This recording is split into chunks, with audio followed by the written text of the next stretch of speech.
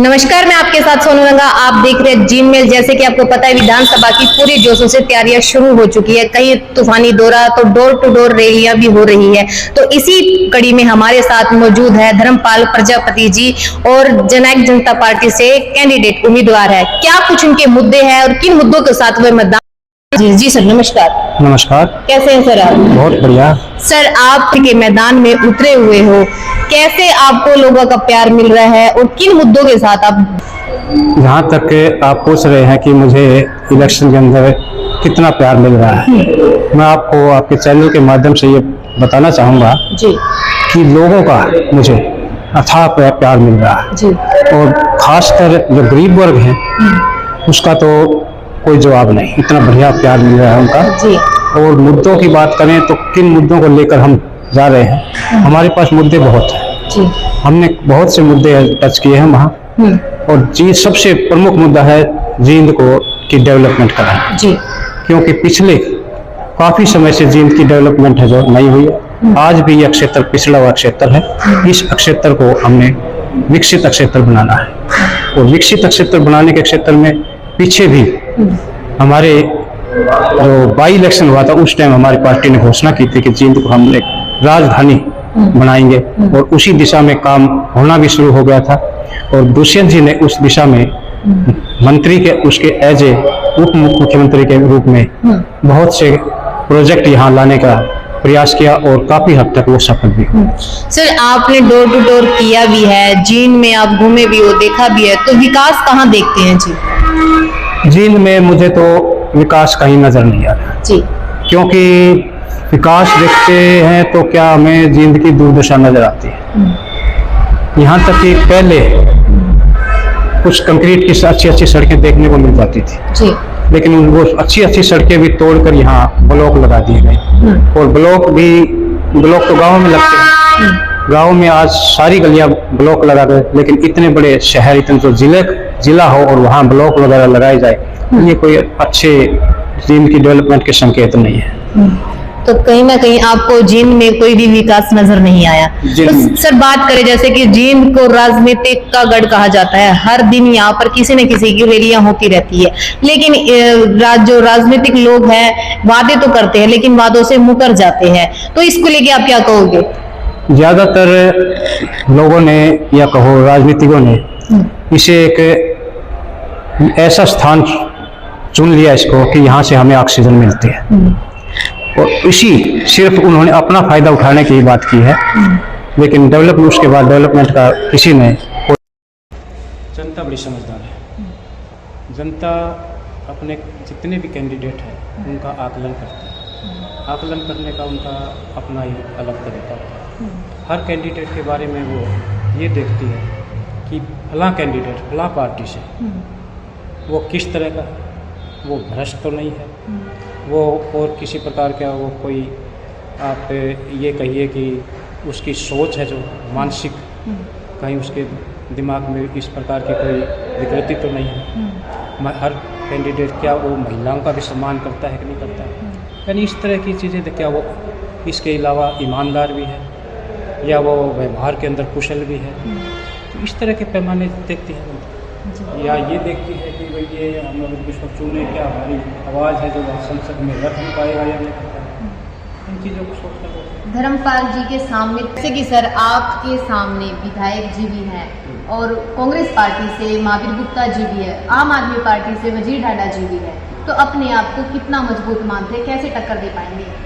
जो 3 कैंडिडेट आपने गिनाए, इन तीनों के मुकाबले में मैं अपने आप को बहुत अधिक उनसे मजबूत मानता हूँ, क्योंकि जो आपने देखा हुआ तीनों की जो छवि है, किस प्रकार की छवि आपने बीजेपी का कैंडिडेट की, मैं आपको अगर जिक्र करूँ तो बीजेपी के कैंडिडेट की छवि तो जग जाहिर है।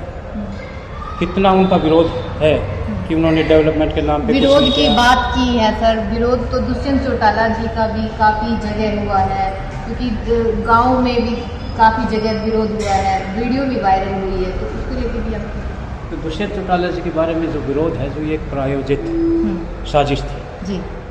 आपने देखा होगा जहाँ भी धरने लगे वहाँ कांग्रेस ही बैठे थे। अच्छा। इसका मतलब राजनीतिक पार्टी उसका तो support मतलब कर रही जिन्होंने भी विरोध किया है वो कांग्रेस पार्टी से ही उसको है। उनको भोले भाले किसानों को गलत दिशा के अंदर भटकाने का कार्य किया। किसने किया था? बीच में मैं साफ स्पष्ट कह रहा हूँ, उसके अंदर बहुत से हमने ऐसे देखे कि जो कांग्रेस के पदाधिकारी हैं और वो वहाँ बैठे, तो आप क्या मान सकते हो उसका ये है कि भाई उसका मतलब तो ये कि सभी की एक मिलीजुली साजिश थी। इसी प्रकार और जो दूसरी पार्टियां थी उन्होंने भी यही काम किया कि दुष्यंत को किस प्रकार से कि इतना युवा इतनी उम्र में ही थोड़ी सी उम्र में छोटी सी उम्र में ही जो उप मुख्यमंत्री तक पहुंच गया, तो उनके लिए तो ये एक चुनौती थी कि ये तो अगर मुख्यमंत्री किसी प्रकार से रोको कि ये मुख्यमंत्री ना बने। तो एक आदमी के पीछे सारे ही लगना, तो इससे अंदाज़ा होता है कि वो लीडरशिप हमारी जो लीडरशिप है उसका उसके विजन और उसकी जो सोच जैसी है उससे वो घबराई हुई थी। ठीक है, तो जैसे कि बात करें कि आजाद समाज पार्टी से जननायक जनता पार्टी का गठबंधन हुआ है, काफ़ी लोगों ने विरोध भी किया है, कुछ लोग पार्टी छोड़कर भी आए हैं, तो कैसे आप उन लोगों को मना पाएंगे जो एससी वोट है अपने आप को लेकर आएंगे? आजाद समाज पार्टी हुआ और हमारा जो गठबंधन हुआ वो एक नीतियों पर हुआ, विचारधारा को लेकर हुआ, क्योंकि दोनों की विचारधारा एक ही है। किसान कमेरी की लड़ाई जननायक जनता पार्टी लड़ रही है, वही किसान कमेरी की लड़ाई वो आजाद समाज पार्टी भी लड़ रही है। तो जब दोनों की विचारधारा मिलती है तो एक बहुत ही बढ़िया गठबंधन हुआ। लेकिन जो विरोध जो आप जिसका नाम ले रहे हो, इक्का दुक्का विरोध जो ये स्वाभाविक है, इलेक्शन में कोई छोड़ के भी गया हो गया, कोई आ भी रहे हैं, तो ये तो इस टाइम तो एक बाहर से इस तरह की आ जाती है, आते भी हैं जाते भी हैं। पीटी है विधानसभा की जब जननायक जनता पार्टी के उसमें आ गई, वो तो ये कहते हैं कि हमारे से पूछ कर करना चाहिए था, मेरे से पूछ कर करना। अरे भैया पार्टी का डिसिप्लिन है, बड़े नेता जो फैसला करते हैं वो सबको मान्य होता है। तो सर बात करें आज भी जो जींद के विधायक जी है उनकी गाड़ी से 50 लाख पैसे बरामद हुए, तो उसको लेकर आप क्या कहेंगे? मुझे आपके माध्यम से ये आप पता चल रहा है कि 50 लाख रुपए जैसे बरामद हुए, ये बहुत ही ओछी हरकत है।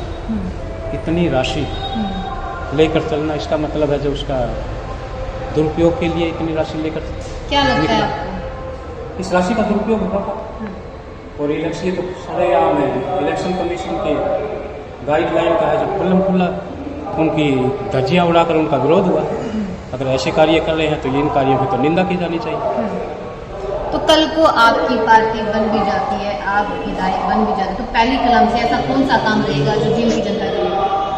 जींद की जनता के लिए सबसे पहला कार्य तो हमारा ये है कि पहले तो जिले को इसकी पटरी पर लाना, विकास की पटरी पर लाना।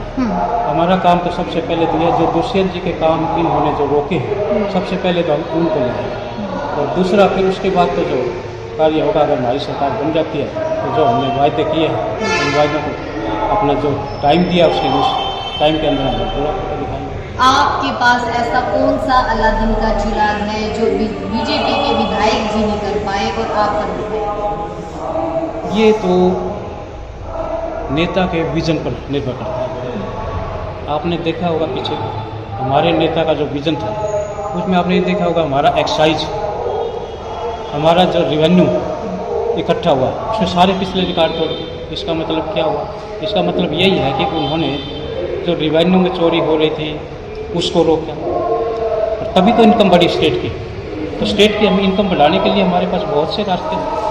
हमारे नेता के दिमाग में ऐसी बहुत सी चीज़ें कि धन है जो अपने आप वहाँ से आएगा, और जब नीयत ठीक हो तो धन की कमी नहीं रहती कभी भी।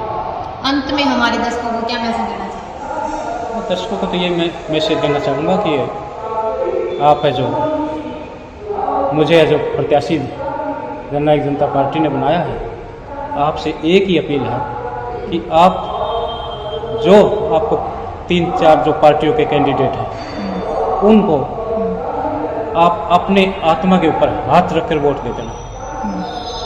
तो मुझे पूरा विश्वास है कि मैं इस इम्तिहान में कि जनता है जो आत्मा पर हाथ कर रख के अगर वोट देगी तो वो वोट मुझे ही मिलेगा, ये मुझे पूरी जनता से। अच्छा, तो एक आपकी उम्मीद पे आप उम्मीद लगाकर बैठे हो कि जब जनता है वो अपनी आत्मा अंतरात्मा पे हाथ रख के वोट डालेगी तो वो सीधा आपके अकाउंट में ये मुझे पूरा भरोसा है, क्योंकि मुझे संस्कार है जो प्रोफेसर परमानंद जी जो मेरे पूज्य पिताजी थे उनसे जो संस्कार मिले हैं। मेरे को हमेशा उन्होंने ईमानदारी का पाठ पढ़ाया और भ्रष्ट तरीकों से दूर रहने का पाठ पढ़ाया, अपने आप को घमंड से अभिमान से दूर रहने का पाठ पढ़ाया। तो ये चीज़ें हमारे खून में नहीं है कि हम हमारे से जनता है जो किसी भी हद से कोई उनको तकलीफ हो, जनता की तकलीफ हमारी अपनी तकलीफ है। धन्यवाद। ये थे हमारे साथ धर्मपाल प्रजापति जी, जिन्होंने कहा है अगर जनता अपनी अंतर आत्मा पर हाथ रखकर वोट डालेगी तो सीधा वोट हमारे ही पास आएगा। अब देखना ये है कि आने वाले समय में किसके अकाउंट में किसका वोट जाता है और किसके सरकार बनती है और किसका सिर पर ताज ठहरता है, कौन बनता है जींद का विधायक, ये तो आने वाला समय ही बताएगा आखिर जींद किसको पुकारे। बने रहिए हमारे साथ, हम मिलते हैं किसी अन्य वीडियो के साथ, तब तक के लिए जय हिंद।